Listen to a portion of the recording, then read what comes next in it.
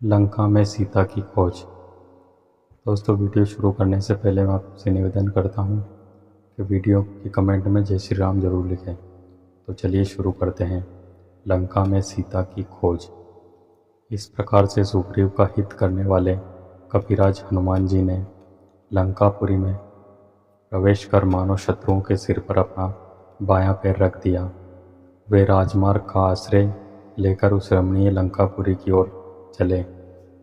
वहाँ पर स्वर्ण निर्मित विशाल भवनों में दीपक जगमगा रहे थे। कहीं नृत्य हो रहा था और कहीं सुरा पीकर मस्त हुए राक्षस अनर्गल प्रलाप कर रहे थे। हनुमान जी ने देखा कि बहुत से राक्षस मंत्रों का जाप करते हुए स्वाध्याय में तत्पर थे। कोई जटा बढ़ाए तो कोई मूड मुड़ाए रावण के अनेक गुप्तचर भी उन्हें दृष्टिगत हुए। हनुमान जी ने नगर के सब भवनों तथा एकांत स्थानों को छान डाला, परंतु सीता कहीं दिखाई नहीं दी। अंत में उन्होंने सब ओर से निराश होकर रावण के उस राजप्रासाद में प्रवेश किया जिसमें लंका के मंत्री, सचिव एवं प्रमुख सभासद निवास करते थे। उन सबका भली भांति निरीक्षण करने के पश्चात वे रावण के अत्यंत प्रिय बृहत्शाला की ओर चले। वहाँ की सीढ़ियाँ रत्न जड़ित थी, स्वर्ण निर्मित वातायन दीपों के प्रकाश से जगमगा रही थी। स्थान स्थान पर हाथी दांत का काम किया हुआ था। छतें और स्तंभ मणियों तथा रत्नों से जड़े हुए थे। इंद्र के भवन से भी अधिक सुसज्जित इस भव्य शाला को देखकर हनुमान चकित रह गए। उन्होंने एक और स्फटिक के सुंदर पलंग पर रावण को हुए मदिरा के मद में पड़े देखा, जो कि अनित्य सुंदरियों से घिरे हुए थे।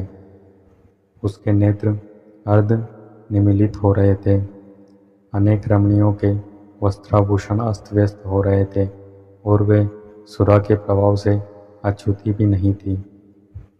वहाँ भी सीता को न पाकर पवनसुत बाहर निकल आए। फिर हनुमान जी ने रावण के अन्य निकट संबंधियों के निवास स्थानों में सीता की खोज की, किंतु वहाँ भी उन्हें असफलता ही मिली। तत्पश्चात हनुमान जी ने रावण की पटरानी मंदोदरी के भवन में प्रवेश किया। अपने शयनागार में मंदोदरी एक स्फटिक से श्वेत पलंग पर सो रही थी। उसके शैया के चारों ओर रंग बिरंगी सुवासित पुष्पमालाएं झूल रही थी। उसके बहुत अद्भुत रूप, लावण्य, सौंदर्य एवं यौवन को देखकर हनुमान के मन में विचार आया, संभवतः यही जनक नंदिनी सीता है। परंतु उसी क्षण उसके मन में एक और विचार उठा कि ये सीता नहीं हो सकती, क्योंकि रामचंद्र जी के वियोग में पतिव्रता सीता ना तो सो सकती है और ना इस प्रकार आभूषण आदि पहनकर श्रृंगार ही कर सकती है। अतएव यह स्त्री अनुपम लावण्यमयी होते हुए भी सीता कदापि नहीं है। यह सोचकर वे उदास हो गए और मंदोदरी के कक्ष से बाहर निकल आए।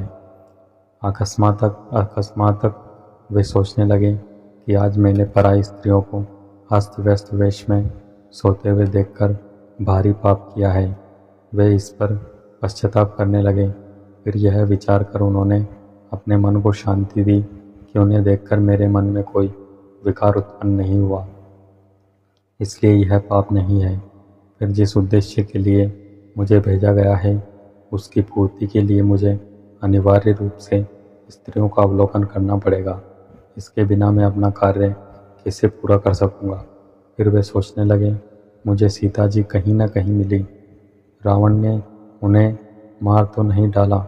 यदि ऐसा है तो मेरा सारा परिश्रम व्यर्थ गया। नहीं, मुझे यह नहीं सोचना चाहिए। जब तक मैं लंका का कोना कोना न छान मारूं, तब तक मुझे निराश नहीं होना चाहिए। यह सोचकर अब उन्होंने ऐसे ऐसे स्थानों की खोज आरंभ की जहाँ तनिक भी असावधानी उन्हें यमलोक तक पहुँचा सकती थी। उन स्थानों में उन्होंने रावण द्वारा हरी गई अनुपम सुंदर नाग कन्याओं एवं किन्नरियों को भी देखा, परंतु सीता कहीं नहीं मिली। अब सब ओर से निराश होकर उन्होंने सोचा, मैं बिना सीता जी का समाचार लिए लौटकर किसी को मुख नहीं दिखा सकता, इसलिए यहीं रहकर उनकी खोज करता रहूँगा अथवा अपने प्राण त्याग दूँगा। यह सोचकर भी उन्होंने सीता जी को खोजने का कार्य बंद नहीं किया। तो दोस्तों, ये वीडियो थी लंका में सीता की खोज। संपूर्ण रामायण सुंदरकांड भाग 3 लंका में सीता की खोज। तो ये वीडियो कैसी लगी आपको कमेंट करके ज़रूर बताना, और वीडियो अच्छी लगी हो तो वीडियो को लाइक शेयर और ऐसी और वीडियोस के लिए हमारे यूट्यूब चैनल को सब्सक्राइब करना ना भूलें। वीडियो में अंत तक बने रहने के लिए आप सबका धन्यवाद।